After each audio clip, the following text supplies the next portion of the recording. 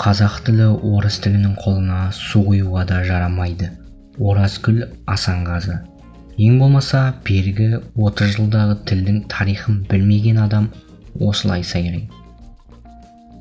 Бұл туралы экс-депутат, қоғам қайраткері Оразгүл Асанғазы сұрауы бар YouTube арнасына берген сұхбатында айтты. Қазақстанда ауылдардағы нотариустерге дейін қағазды орыс тілінде береді. Соттың 10% ғана қазақ тілінде іс қарап жатыр. Сотталып жатқанда қазақ, соттап жатқанда қазақ. Ең құрығанда 30 жылда 30%-ға жетпеді. Атқарушы билікке келсек, министр, вице-министрге дейін парламентке келгенде ежелеп бірдеме оқып бергенмен сұраққа жауап беруге келгенде қиналады. 30 жыл жадауатты семіртуге жараған жоқ. Ал енді жарамай, әлі қалмаған, семірмеген атқа ауыр арбаны қосуға бола ма?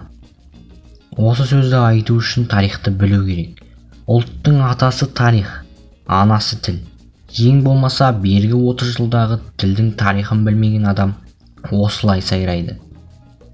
Қай саланы алсаң да қазақ тілі орыс тілінің қолына су құюға жеткен жоқ әлі, деп пікір білдірді қоғам қайраткері.